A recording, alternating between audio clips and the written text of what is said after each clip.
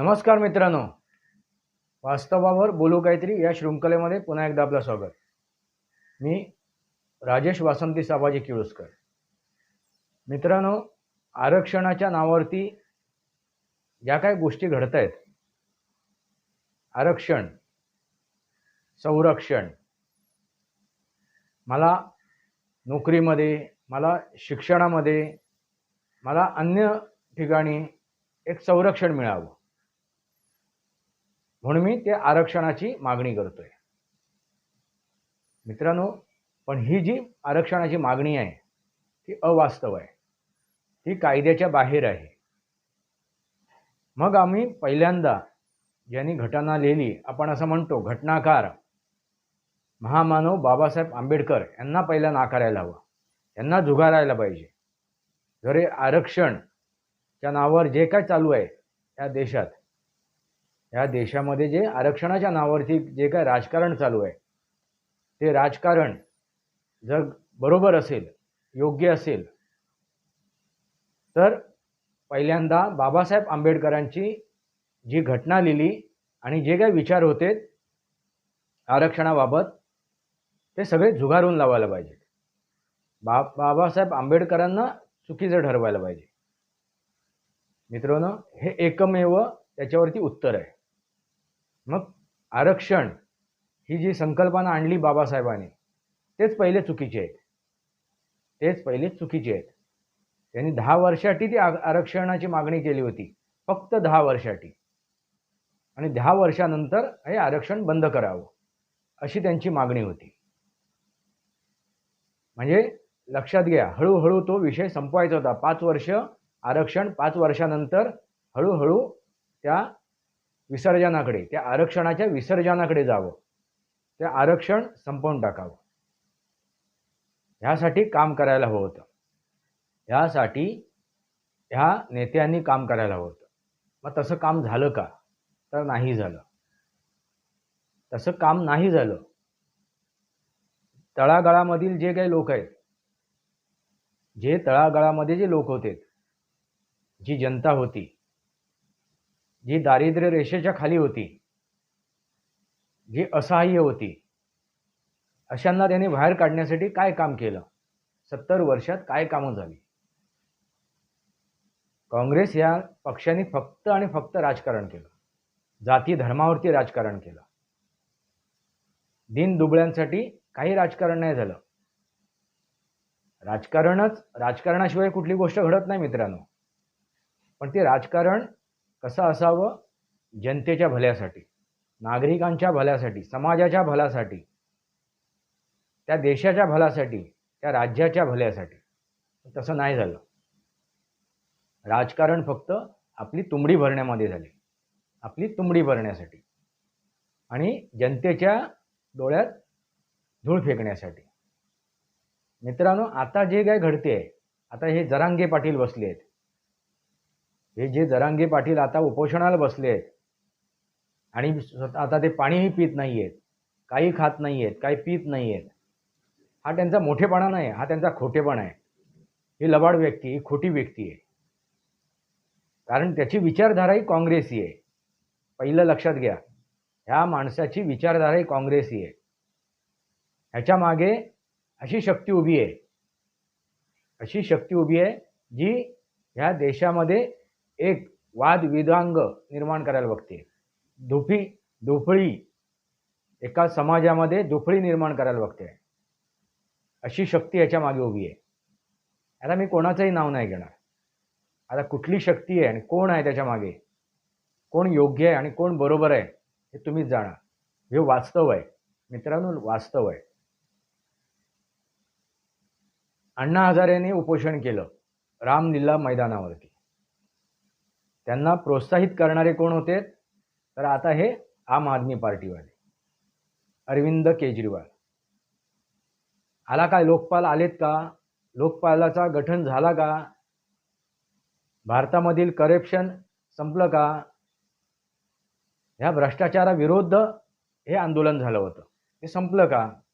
विचार करा मित्रांनो. त्यावेळी भारतातील प्रत्येक नागरिक मी पण अण्णा या भूमिकेत आला होता. बरेच जणांनी ती टोपीसुद्धा घातली. मी सुद्धा ती टोपी घातली होती आझाद मैदानावरती. मी पण अण्णा. मी सुद्धा अण्णा म्हणजे त्या भूमिकेत आम्ही गेलो होतो. अण्णाच्या भूमिकेत गेलो होतो. पण तसं वास्तवात घडलं का? नाही घडलं मित्रांनो. ही जी आंदोलनं घडतायत त्याच्यातून काय फलित होते? त्याला काय बेस आहे? त्याला काय बेस आहे? काही बेस नाहीये. हे सगळं बेसलेस चालू आहे. कायद्याने आरक्षण देऊ शकत नाही. मी तुम्हाला कालच्या व्हिडिओमध्ये सुद्धा सांगितलेलं आहे. याच्या अगोदर जो व्हिडिओ बनवला त्याच्यामध्ये सुद्धा मी ही गोष्ट सांगितली की समस्त मराठा समाजाला, जे स्वतःला मराठा म्हणतात आणि ज्यांनी मराठा लावलाय, त्यांना आरक्षण मिळू शकत नाही. त्यांना आरक्षण मिळू शकत नाही. फक्त कुणबींना, लक्षात घ्या, कुणबी. आणि त्या कुणबींना आरक्षण आहे मुळातच. फक्त हे कुणबी आहेत की नाही हे त्यांनी सिद्ध करावं. कुणबी आहेत की नाही हे त्यांनी सिद्ध करावं. कारण जेवढे त्या ओबीसीमध्ये, अदर बॅकवर्डमध्ये, इतर मागासवर्गीयांमध्ये आणखीन सम्मिलित होतील, तेवढी त्यांच्यावरती गदा येणार आहे. ज्या आहेत त्यांच्यावरती. मी सांगितलं, मी पहिल्या व्हिडिओमध्ये पण ही गोष्ट ठेवली होती की मी स्वतः एक तथाकथित मागासवर्गीय आहे, इतर मागासवर्गीय तथाकथित. मी ह्या गोष्टीला मानतच नाही. मी मागासवर्गीय नाहीच आहे. तरीसुद्धा सरकारी दृष्ट्या मी इतर मागासवर्गीय आहे. मग आमचं भलं झालं का? इतर मागासवर्गीय म्हणून भलं झालं का? नोकरीमध्ये आम्हाला संधी मिळाली का? शिक्षणामध्ये संधी मिळते का? नाही मित्रांनो. कारण ते सामावून घेऊ शकत नाही. किती जण असतील मित्रांनो. उलट पक्षी नुकसान होते. आता मी तुम्हाला एक गोष्ट ठेवली होती समोर तुमच्या की शिक्षकाचे पद फक्त 2च आहेत कुठल्याही शाळेत. चित्रकला म्हटलं तर 2 शिक्षक असणार. मग त्या 2 शिक्षकांत एकतर तो खुल्या वर्गात गेला आणि दुसरा तर तो ह्याच्यात गेला, इतर मागासवर्गीयांमध्ये गेला. मग इतर मागासवर्गीय कुठे राहिले? एक उदाहरण तुमच्यासमोर ठेवलं मी. मग इतर मागासवर्गीयांनी काय करावं? मित्रांनो, हा जटिल प्रश्न आहे. आणि हा जटिल प्रश्न कोणी निर्माण करून ठेवलाय? तर फक्त आणि फक्त नाजायज औलाद. कोणाची? इंग्रजांची नाजायज औलाद. या नाजायज औलादीने हा प्रश्न निर्माण करून ठेवलाय फक्त राजकारणासाठी. तोडा आणि काय करा? राज्य करा. एका जातीमध्ये, धर्मामध्ये वितुष्ट निर्माण करा आणि फक्त राज्य करा आणि आपली तुंबडी भरा. मित्रांनो, हे अशक्य आहे. ही गोष्ट जो जरांगे पाटील म्हणतोय सर्वांना द्या, केंद्र सरकार सुद्धा करू शकतो, नाही, केंद्र सरकारच्या हातात सुद्धा ही गोष्ट नाहीये. पण 50% यांना सामावून घेतलं जाऊ शकत नाही. मित्रांनो, हे त्रिवार सत्य आहे. याच्यावरती एकच उपाय आहे, आरक्षणच संपवून टाकावं. याच्यावर एकच उपाय आहे शेवटचा, तो म्हणजे आरक्षण संपवून टाकावं. आणि जर सर्वांना समान संधी आहे, सर्वांसाठी समान संधी आहे, सर्वांना एक समान हे दिलेलं आहे घटनेने, मग ही असमानता, जी असमानता आहे ती संपवून टाकावी. हा एकमेव उपाय आहे याच्यावरती.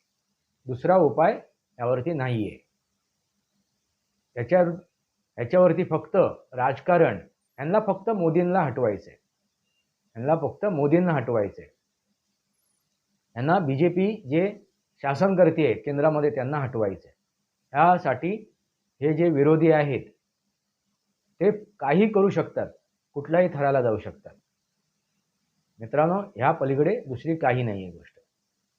मी माझ्या जे म्हणतायत आम्ही मराठा आहोत, पहिली एक गोष्ट लक्षात ठेवावा, मराठा ही जात अस्तित्वात नाहीये.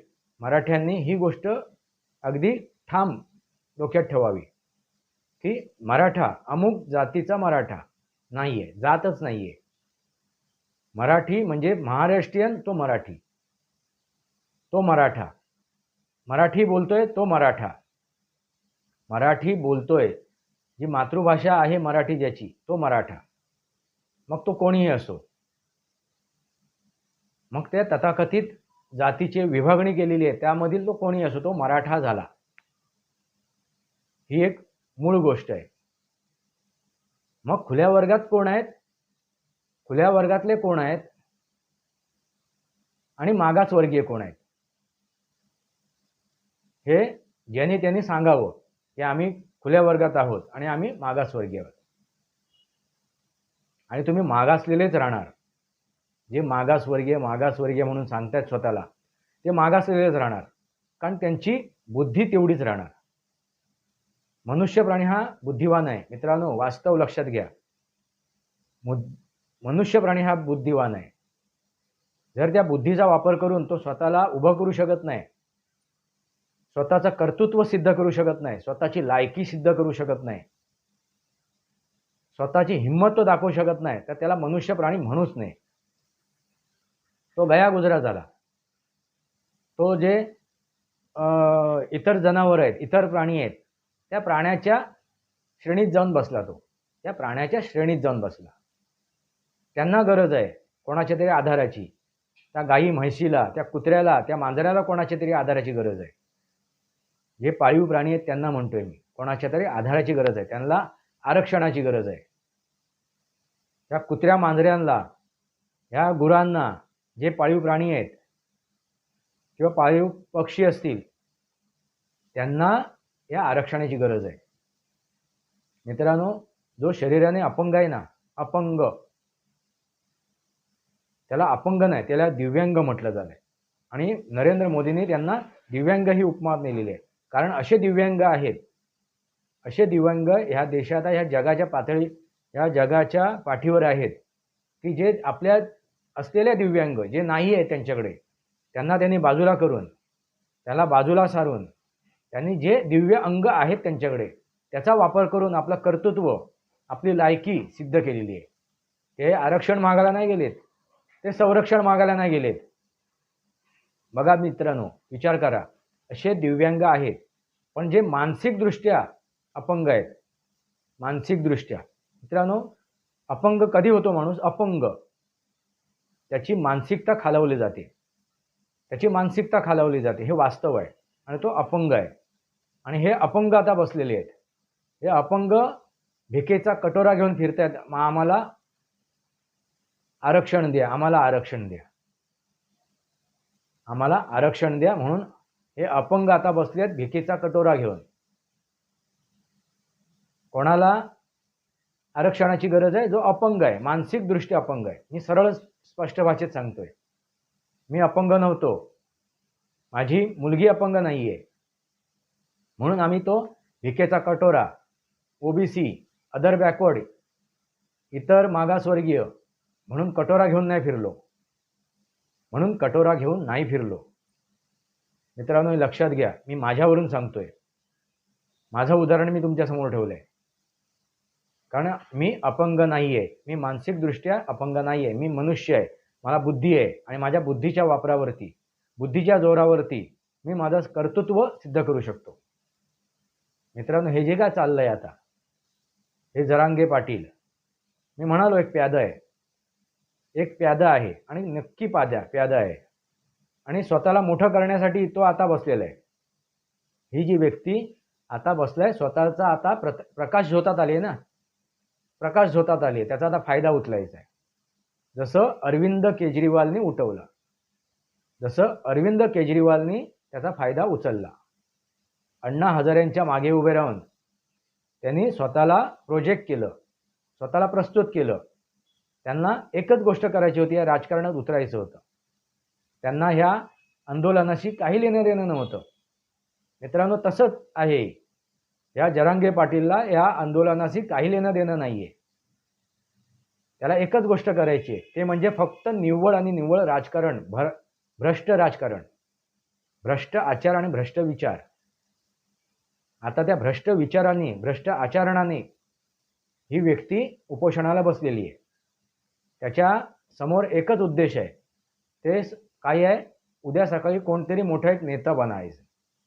जसा हा नेता बनला, जसे अरविंद केजरीवाल नेते बनलेत, तसे या जरांगे पाटील यांना सुद्धा एक नेताच बनायचं आहे, एक पुढारी बनायचं आहे आणि फक्त मायागोळा करायची आहे आणि फक्त भ्रष्टाचार करायचा आहे.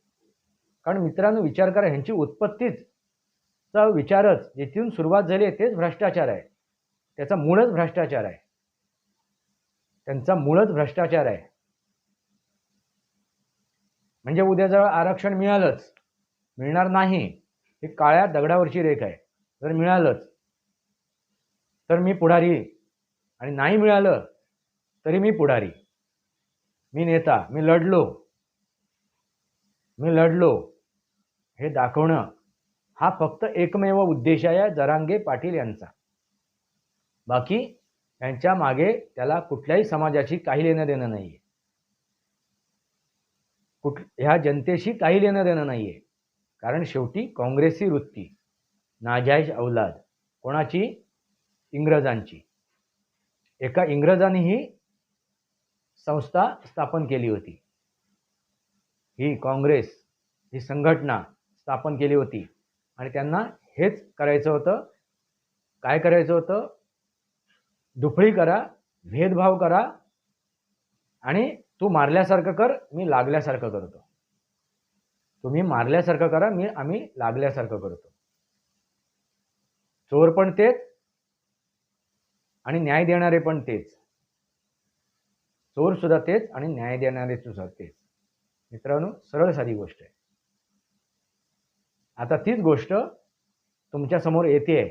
आम आदमी पार्टी काय करते? भ्रष्टाचार.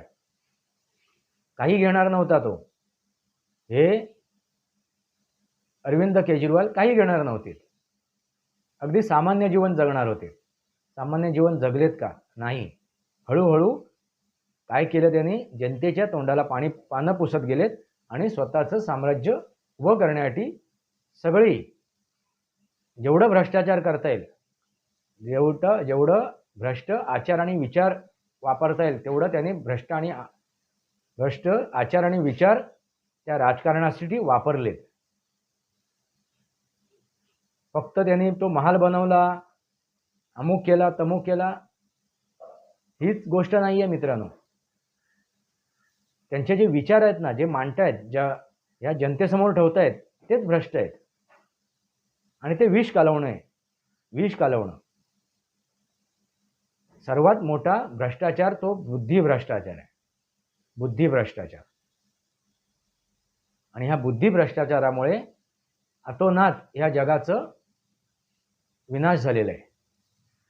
मित्रांनो, त्यातील एक आणखीन उदाहरण म्हणजे या कोरोनामुळे, या कोरोनामध्ये जे आयाते आहेत, जे काय लिहून ठेवलंय, त्याच्यामुळे हे सगळं भ्रष्टाचार घडतोय.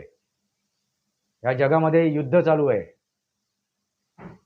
त्याला कारण हा भ्रष्टाचार, भ्रष्ट आचार आणि भ्रष्ट विचार. जे आता इस्रायल आणि त्या फिलिस्तीनमध्ये युद्ध होते, त्याला कारण फक्त भ्रष्टाचार आहे. जे काही हे मुसलमान स्वतःला म्हणतायत, इस्लामिक ज्या कंट्री आहेत, देश आहेत, त्यांनी फक्त त्या भ्रष्टाचाराचा आधार घेतलेला आहे आणि त्यामुळे ह्या जगामध्ये काय चालू आहे? कलह निर्माण चालू आहे. भ्रष्ट आचार आणि भ्रष्ट विचार. मित्रांनो, लक्षात घ्या, या आरक्षणाने हेच होणार आहे. एक गृहयुद्ध होणार आहे एका समाजामध्ये, ज्याला आपण सनातनी म्हणतो, हिंदू म्हणतोय, त्यांच्यामध्ये कलह निर्माण होणार आहे. आणि हीच गोष्ट हवी आहे. ह्या भ्रष्टाचारींना हीच गोष्ट हवी आहे की तुम्ही एकमेकांची डोकी फोडा, एकमेकांचा गळा आवळा, एकमेकांचे गळे कापा. आम्ही फक्त तुमच्या त्या भ्रष्ट विचारावर, तुमच्या त्या गोष्टीवरती, म्हणजे तुम्हाला आम्ही भरडतो त्या जातेमध्ये, ते जे जाती आहे त्याच्यामध्ये आम्ही भरडतो तुम्हाला, त्या धान्य स्वरूपात त्याचं पीठ काढतो, त्याला त्याच्या भाकऱ्या थापतो. भाकऱ्या थापल्यानंतर त्यात गरम गरम तव्यावरती तुम्हाला हे करतो, चटके देतो. आणि तेवढं नाही झालं, तेवढंच तिथेच न थांबता पुढे जाऊन त्या 32 दाताने ते चावून चावून गिळंकृत करतो आणि तुम्हाला विष्टेवाटी बाहेर काढतो. बस, तुमची लायकी फक्त विष्टा होणे. जे आरक्षण मागतायत त्यांची लायकी फक्त विष्टा होणं. मित्रांनो, लक्षात घ्या. आणि जे आता फिलिस्तीनमध्ये घडते, जे हमास करतोय, हमासच्या नावावर होते, जे अतिरेकी घडवत आहेत, ती म्हणजे एक विष्टा आहे. ती सुद्धा एक विष्टाच आहे. तुमची स्वतःवरती निष्ठा नाहीये, स्वतःवरती विश्वास नाहीये, तर शेवटी तुमची ज्या व्यक्तीची स्वतःवरती विश्वास नसतो, स्वतःच्या कर्तृत्वावरती, स्वतःच्या हिमतीवरती विश्वास नसतो, त्याची शेवटी विष्टाच होणार. त्याची फक्त विष्टाच होणार. कारण तुमची तुमच्यावरती निष्ठा नाहीये. निष्ठा कधी असेल? ज्यावेळी तुमच्यावरती तुमचा दृढ विश्वास असेल. मित्रांनो, काही घडणार नाही, लिहून घ्या. फक्त अराजकता माजेल, अराजकता माजेल. हे फक्त वास्तव आहे. हेच एकमेव वास्तव आहे. हे सगळं मी जे काय तुमच्यासमोर ठेवलं हे वास्तव आहे, त्रिवार सत्य आहे. वास्तवावर बोलू काहीतरी या माझ्या शृंखलेला सबस्क्राईब करा, बेल आयकॉन दाबा. माझे विचार पटत असतील तर लाईक करा आणि आपले विचार कमेंट बॉक्समध्ये लिहा. तुर्तास इतकंच. भारत माता की जय. वंदे मातरम. जय भारत, जय महाराष्ट्र.